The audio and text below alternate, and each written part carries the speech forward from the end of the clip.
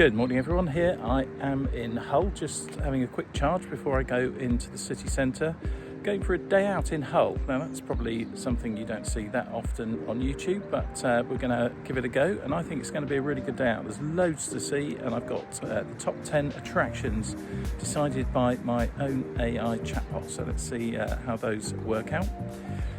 We went to watch Hull City versus Millwall in the playoff semi-finals last night, so that's why we're here. And this is the first of a series of going to look at football hospitality in the different leagues. Most of it's going to be in League 2, albeit this one was in the Championship. And then have a look around the town that they're associated to. So today it's going to be Hull, so hopefully enjoy the day.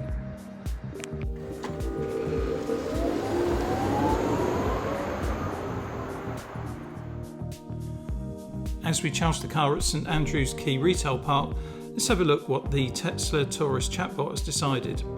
Now if you just put Hull into ChatGPT, what will it tell you? The answer is not very much, as it's not a specific request. If however I put Hull into my chatbot, it will tell you everything you need to know. You will get a few spoilers from this intro, and you can see the Deep and Hull Old Town there, but you will have to watch the video to see the whole list.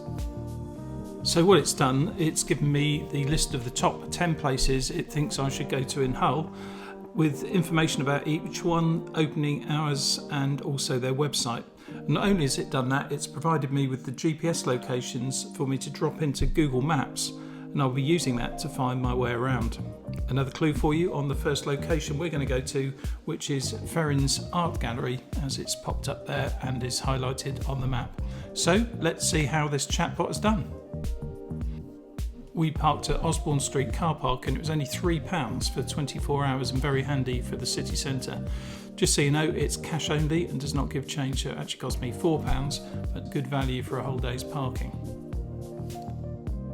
It was a short walk to Queen Victoria Square, where we found a charity day for Age UK that was going on, and it looked like a really good family event. It did, however, look like one of the locals was a little bit unsteady on their feet, but the police made sure that they managed to get safely on their way. Just opposite Queen Victoria Square you will find Ferens Art Gallery. Inside there's an impressive range of art from the Renaissance to modern art, and it's very much worth a visit. And even better news is that it's free to get in. The art gallery first opened in 1927 and was funded by local industrialist and philanthropist Thomas Ferens, who wanted to bring art and culture to people of the city.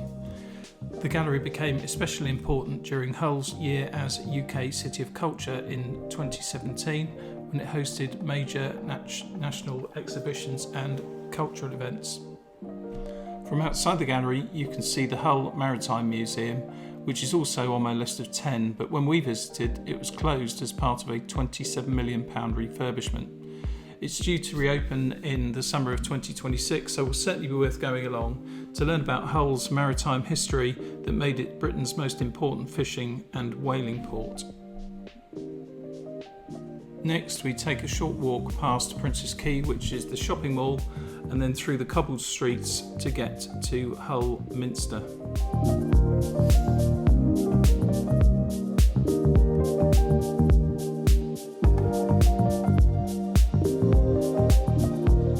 Whilst we did want to go and have a look around Hull Minster, there was a craft fair on, so we did not go in.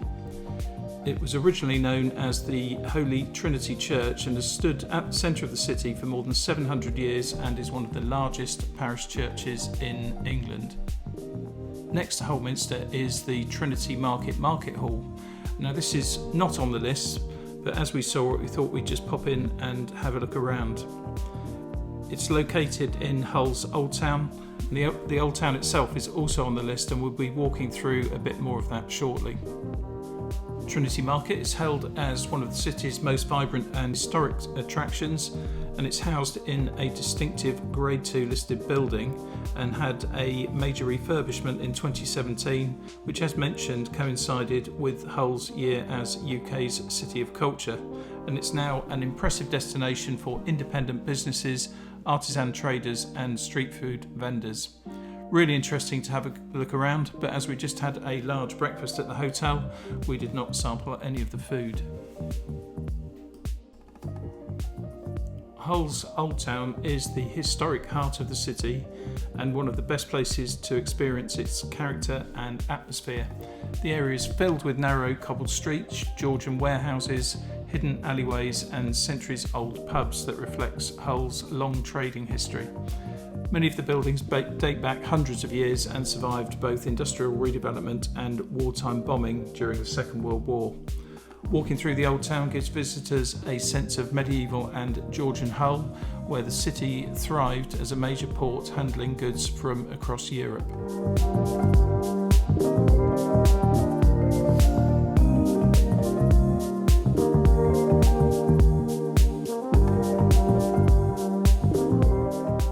We then headed to the museum quarter, where you can find the Wilberforce House Museum. This is one of Hull's most important heritage sites because it is the birthplace of William Wilberforce, the politician and social reformer who played a leading role in abolishing the transatlantic slave trade in Britain.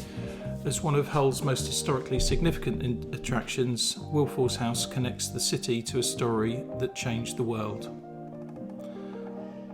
There is a lovely garden area at the museum quarter, and here you can find the Streetlife Museum, and this offers visitors a fascinating journey through the history of transport and everyday life in Britain.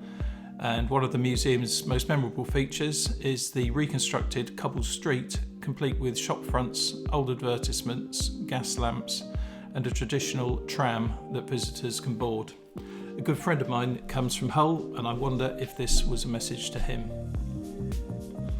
You will also find the Hull and East Riding Museum in the museum quarter. This is not one that was on the list from my AI chatbot, but inside you'll find fascinating artefacts from prehistoric times, the Roman period and the Viking Age. More good news, all three of these museums are free and it's a really good place to visit. We're now going to take another short walk to the Deep, and that stands on the edge of the Humber estuary.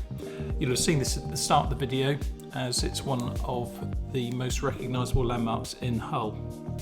On the way we passed the River Hull tidal barrier that I did a bit of research into, and it impounds the river at times of tidal surges to prevent flooding of areas of the city near to the river.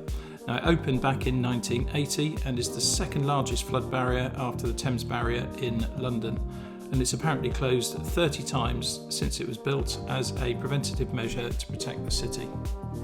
When you get to the Deep, you'll see a fantastic view across the Humber estuary, and the Deep itself is an attraction we didn't go into, mainly because we didn't have time to do it justice. But it's the home of thousands of marine creatures from oceans all around the world, including sharks, rays, jellyfish, turtles and penguins, and one of the highlights for visitors is the enormous underwater viewing tunnel where sharks and giant rays glide overhead. The aquarium also contains one of the deepest viewing tanks in Europe. But in addition to that, it's also an internationally recognised centre for marine research and conservation.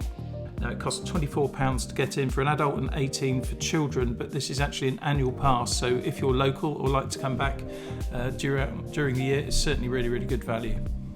The next place to visit on the AI list that was close to the city centre was East Park, but we did not head out there as we had to get back to the car to visit our next destination.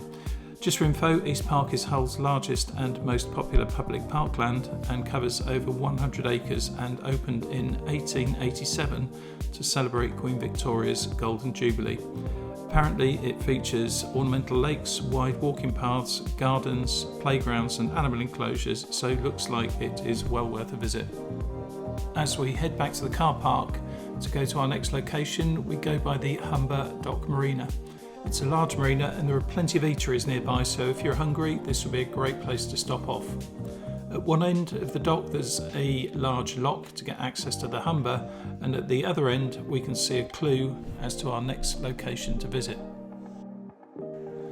And here we are at Spurn Point, which is about 25 miles to the east of Hull, and it's quite an extraordinary natural landscape with a narrow spit of land that stretches out into the North Sea at the mouth of the Humber estuary, with the sea on one side and the estuary on the other.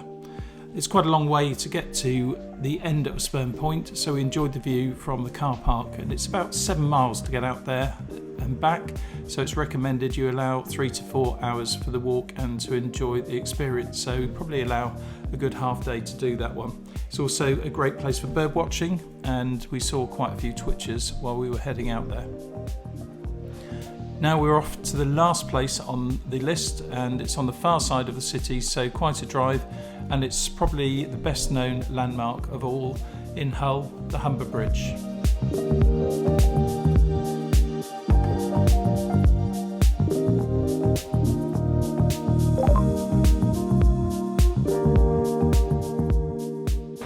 I'm now standing on Hessle Foreshore, which is on the banks of the Humber, and as you can see behind me there is the Humber Bridge. So back in 1981 this was the longest suspension bridge of its type in the world. I think it's about number 17 now. And that ends our trip to Hull. I must say it's been really good having a look around, lots of interesting places to see. Would I recommend coming here for a day trip? Yes, I would. Really enjoyed it, really friendly people. And I'm now going to take a little drive over the bridge, which is a toll bridge, so make sure you've paid in advance, or you can pay, I think, within 24 hours afterwards. But I hope you've enjoyed the trip, and we'll see you on the next one.